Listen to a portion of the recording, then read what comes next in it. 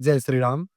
पूजन आदि में सबसे ज़्यादा पूछा जाने वाला जो प्रश्न है कि जो माताएँ होती हैं, स्त्रियाँ होती हैं, उनके किस हाथ में रक्षा सूत्र बाँधना चाहिए? कोई पंडित जी कहते हैं कि दाएँ हाथ में बाँधना चाहिए, तो कोई कहते हैं कि बाएँ हाथ में बाँधना चाहिए। तो आज मैं आपको श्लोक प्रमाण सहित बताऊँगा कि क्या सही है और क्या करना चाहिए।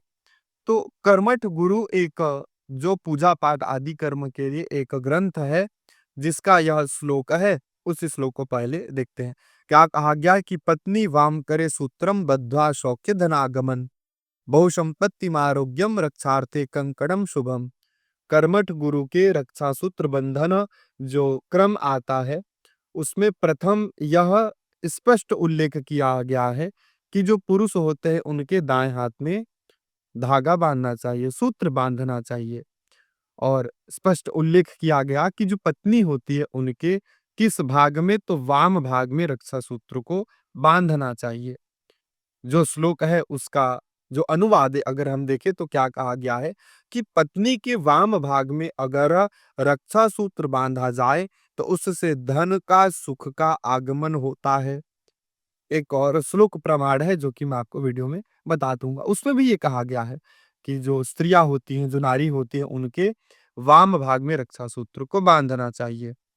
माताओं को कुछ विशेष कार्य के लिए वामांगी माना गया है, जैसे आशीर्वाद के समय, अभिषेक के लिए, भोजन के लिए, शयन के लिए, इन कार्यों में जो माता होती हैं, वो अपने पत्नी के वाम भाग में जाती हैं। तो इसका अर्थ तो ये है कि कहीं न कहीं वाम भाग में हमारे यहाँ जो पूर्व काल में प्रथा जो है, माताओं के दा बाएँ हाथ में धागा बाँधने का, वो हमारे यहाँ कहीं न कहीं इन ग्रंथों के अनुसरण अनुसार प्राप्त किया गया है। अब कुछ लोग ये कहते हैं कि जो वाम भाग होता है, जिससे शौच आदि क्रिया आदि शुद्धि की जाती है, तो हम जो पूजा-पाठ की वस्तु है, उसको वाम भाग में कैसे बाँधें? तो देखिए ये ग्रंथ का ये जो श्लोक है प्रमाण है, जो मैंने आपको बताया है। अब क्या दाएँ हाथ पे बाँधने से दोष लगता है?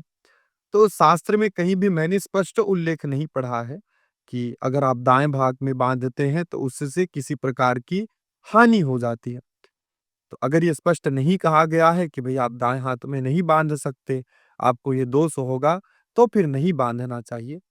तो बाँध सकते हैं, ऐसा नहीं है कि नहीं बाँध सकते, क्योंकि स्पष्ट अभी तक की मुझे जानकारी तो प्राप्त नहीं हुई है, आपको यदि प्राप्त हो तो आप ज़रूर बता सकते हैं। तो बाँध सकते हैं, दोष नहीं है, लेकिन अगर इस हाथ में बाँधते हैं तो कहा गया है कि माताओं के धन और सुख का आगमन होता है।